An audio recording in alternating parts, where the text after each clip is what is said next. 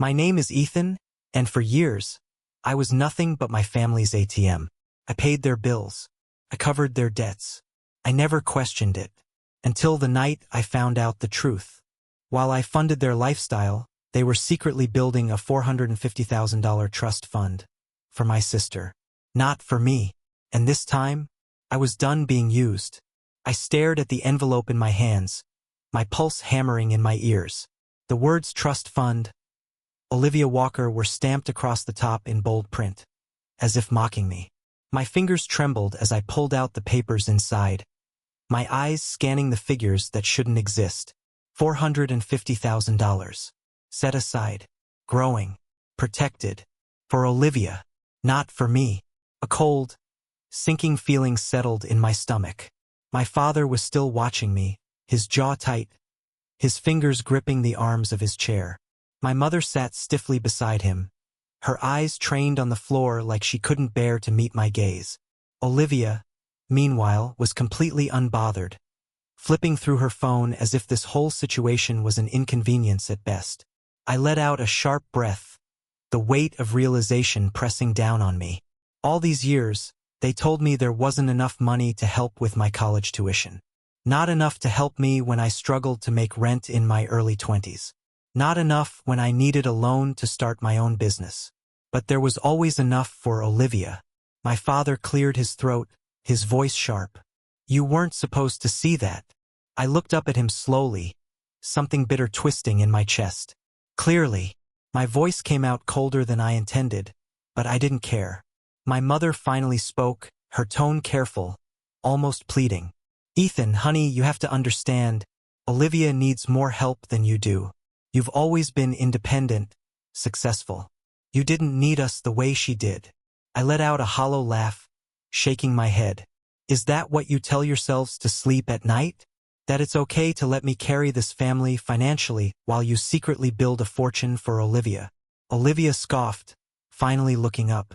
Oh, come on, Ethan. You're acting like you're broke. You make plenty of money.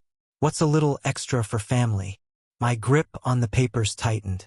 A little extra? I repeated, my voice dangerously low. I've paid over $135,000 in the last 5 years alone.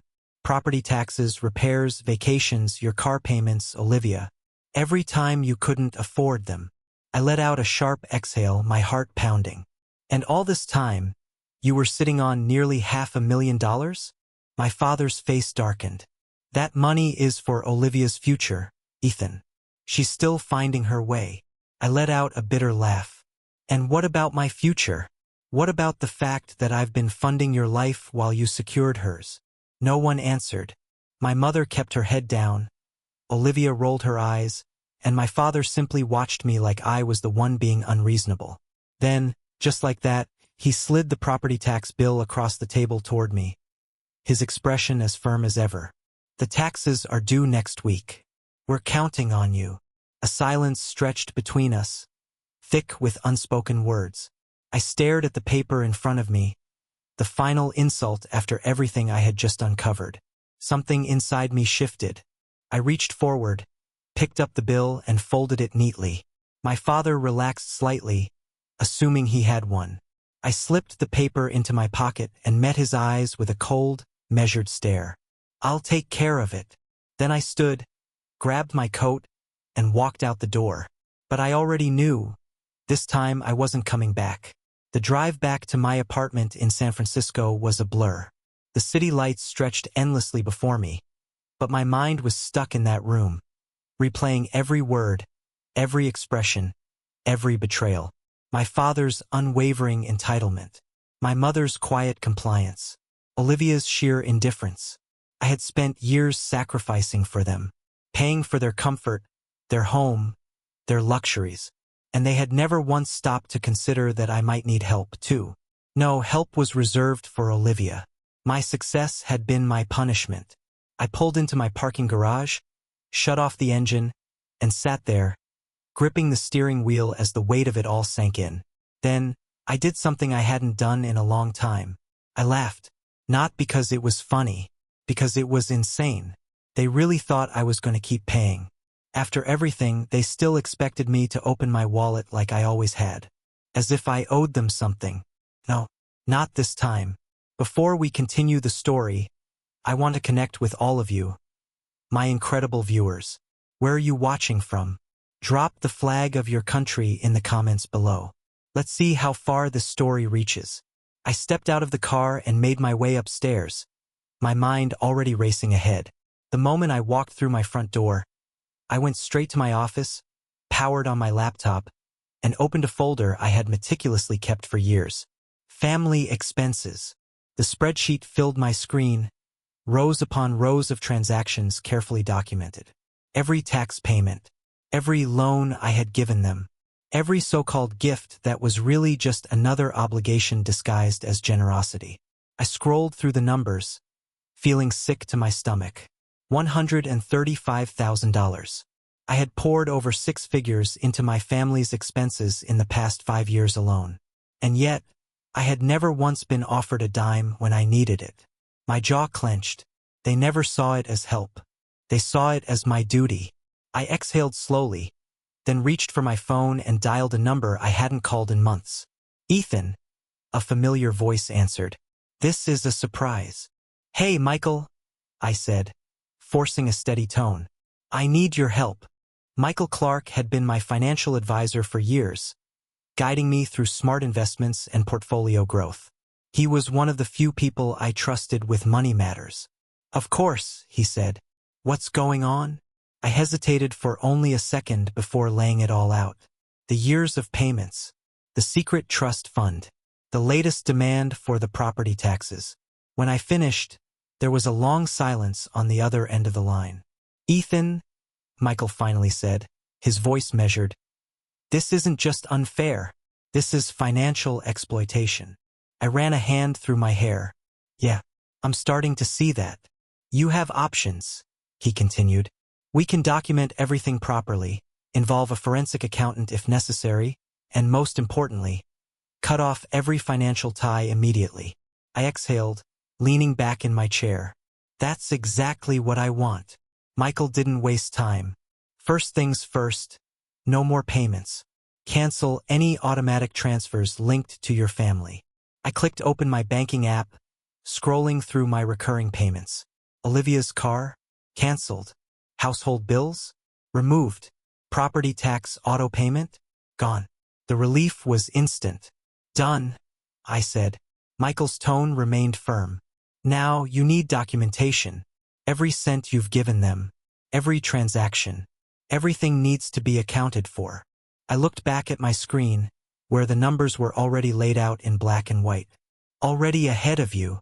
There was a slight pause before Michael spoke again, a hint of admiration in his voice. Good. Then the next step is making sure they understand that the bank is closed. I nodded, my resolve hardening. Oh, trust me. They're about to find out. The next morning, I woke up to a flurry of missed calls. My father, my mother, Olivia. The property tax deadline was creeping closer, and for the first time I wasn't their solution. By noon, my father had left a voicemail, his voice tight with frustration. Ethan, I don't know what game you're playing, but this is serious. The taxes need to be paid. Call me back. I deleted it. A text from Olivia popped up next. Dad says you're refusing to help. WTF? Ethan? Just pay it already. I stared at the message, barely able to comprehend the audacity. Then, just for fun, I typed back 2 words. Ask Dad. An hour later, my mother called. This time, I picked up. Ethan? She began, her voice gentle, laced with that familiar motherly guilt trip tone. Your father is very upset. He says you won't cover the taxes this year. I didn't say anything. She hesitated, then sighed. Honey, this is our family's home. You know how much it means to us. I leaned against my desk, gripping my phone tighter. You mean the home I've been paying for? While you secretly set aside nearly $500,000 for Olivia. A long silence. I could practically hear her swallow on the other end. Ethan, you have to understand. No, I cut in. I don't. Because for years I thought I understood. I thought I was doing the right thing, taking care of my family. But I was wrong. Sweetheart, she tried again. Your sister. She can figure it out, I said firmly. Like I had to. Another silence. Then a shaky exhale. Your father isn't going to take this well. I know. And for the first time, I didn't care. Because this time, I wasn't the one left scrambling. This time, it was their problem. And I was finally free. For the first time in years, I woke up without the weight of my family's financial burdens pressing down on me. No overdue bills to cover, no last-minute Venmo requests from Olivia, no panicked voicemails about an emergency that always, somehow, required my money. But the peace didn't last long. By noon, my phone was ringing again. I let it go to voicemail. A few minutes later, another call. Mom. Then Olivia. I knew exactly why they were calling. The property tax deadline was closing in, and they were finally realizing I wasn't coming to the rescue this time. Good. Then, just as I was about to silence my phone completely, a new number popped up on my screen. I almost ignored it until I saw the area code. Lake Tahoe. I picked up. Hello, Mr. Walker? A clipped, professional voice asked. This is Diane Crawford with the Lake Tahoe Homeowners Association. I was given your contact information in relation to the property at 128 Lakeview Drive. I exhaled through my nose. Of course, my father had probably given them my number, still assuming I'd cave. Yes, I said, keeping my tone even. I was calling because we haven't received this quarter's tax payment, she continued. There's also an outstanding balance on the HOA fees. I wanted to confirm if you were handling this matter. I smiled to myself. No, Diane, I'm not. A beat of silence. I see. Then who should we be reaching out to? I leaned back in my chair, enjoying the moment. Richard Walker, the actual homeowner. There was a pause, then a slight shift in her tone, professional but perceptive. Understood. I'll update our records accordingly. Thank you for your time, Mr. Walker. I hung up, feeling a strange mix of satisfaction and disbelief. My father had let this go so far that the HOA was calling me instead of him. And yet, somehow I wasn't surprised. I barely had time to process the call before my phone buzzed again. This time, a text from Olivia. You're such an asshole. You know Mom and Dad are freaking out, right? Just pay it and stop being so dramatic. I stared at the message, feeling something deep inside me shift. This wasn't just entitlement. This wasn't just manipulation. This was a complete and total lack of respect. A part of me had still been holding on to the idea that maybe Olivia hadn't fully realized what was happening, that she had been oblivious to the financial imbalance, that she had been coddled, yes, but not actively complicit. But this? She knew exactly what she was doing, and she didn't care. I didn't bother replying. Instead, I did something I should have done years ago. I blocked her number. Later that evening, as I was finishing up work, my phone rang again. This time I answered. Ethan. My mother's voice was tense, almost breathless. Your father is very upset. I exhaled slowly. I figured. She hesitated. The HOA called him today. I leaned back in my chair. Good. Ethan, please. You don't understand how serious this is. Oh, I understand perfectly, I said, my voice flat. I understand that for years. I've been paying their bills while they hoarded money for Olivia. I understand that the moment I say no, I'm suddenly selfish. And I understand that you're still expecting me to fix this mess, even after everything I've found out. She went quiet. Then, after a moment, she said, Your father wants to have a family meeting. I almost laughed. A what? A family meeting, she repeated, as if this was a normal request and not a desperate attempt to guilt-trip me back into compliance. Saturday night. At the house. Everyone will be there. I rubbed a hand over my face. And by everyone, you mean your aunts, uncles, cousins, she said quickly. We think it would be best if we all sat down and talked about this rationally. I let out a slow breath, understanding exactly what was happening. They weren't just trying to talk. They were trying to stage an intervention.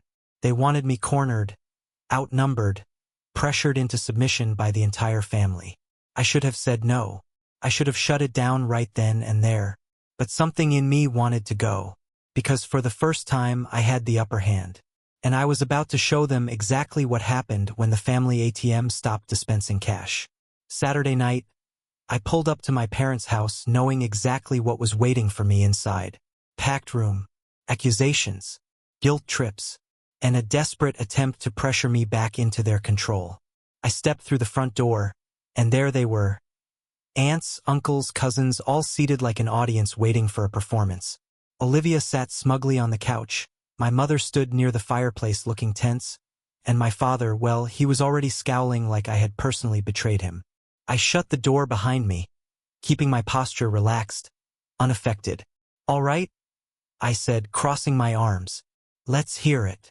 My Uncle Rob, the usual mediator, stepped forward. "Ethan, we all just want to understand what's going on. Your parents said you suddenly cut them off, and now they're in financial trouble.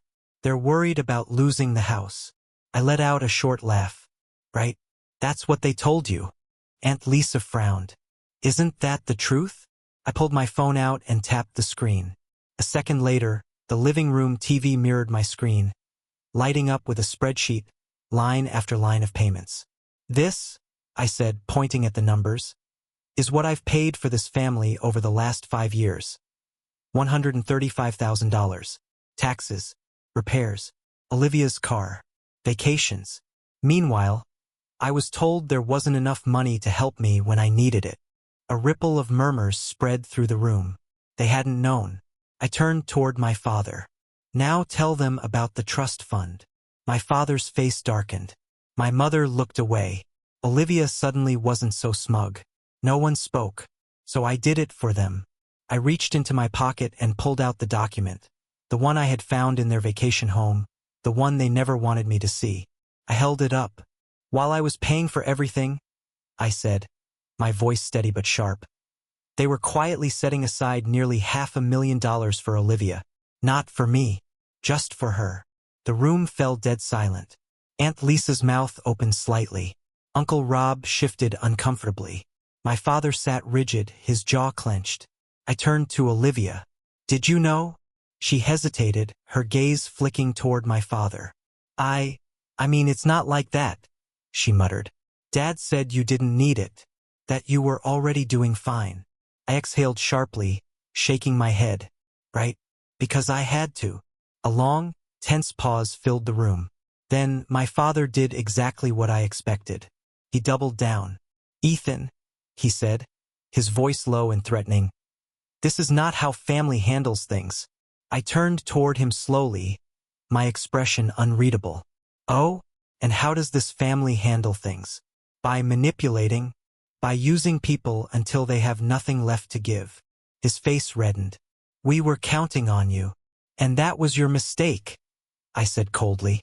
"You counted on me always saying yes. On me being too guilty, too loyal, too obedient to ever say no." The room was so quiet, I could hear the crackling of the fireplace. Then my father dropped his final card. "If you walk out that door," he said, his voice dangerously calm, "don't bother coming back." The words hung in the air like a challenge. I stared at him for a long moment, letting the weight of it settle. Then I smiled. "I won't." And with that, I turned and walked out, leaving them and their expectations behind for good. 1 week later, I got a call. It was Olivia. I let it go to voicemail. A minute later, a text popped up. "Dad showed me everything you sent. I didn't know it was that much. I asked him to split the trust fund, but he refused." I stared at the message, my fingers hovering over the keyboard. Then another message came through. "You were right. About everything." For the first time, she didn't sound entitled. She sounded lost. I exhaled, tossing my phone onto the counter. She'd figure it out, just like I had to. That evening, I sat on the balcony of my own vacation home, one I had just bought. One that wasn't tied to guilt, obligation, or family expectations. As I took in the view, my phone rang again. "Dad." I watched the screen for a few seconds. Then, without a second thought, I let it ring. And for the first time in my life, I felt truly free. This story isn't just about money, it's about self-worth, awakening, and the power of saying enough. How many of us have been taken advantage of by the very people we love? How many times have we put others' needs above our own, only to be met with entitlement instead of gratitude? Ethan spent his life supporting his family, believing he was doing the right thing. But when the truth came out, he realized that love isn't measured in financial sacrifices and that giving only has meaning when it's appreciated. In the end, he didn't just reclaim his money, he reclaimed control over his own life. Now, I want to hear from you. If you liked this story, comment 2. If you didn't, comment 7. I'd love to know your thoughts. And if you found this story powerful, hit that like button and subscribe to Mr.HeartVibes so you don't miss more eye-opening stories like this. Thank you for watching. See you in the next one.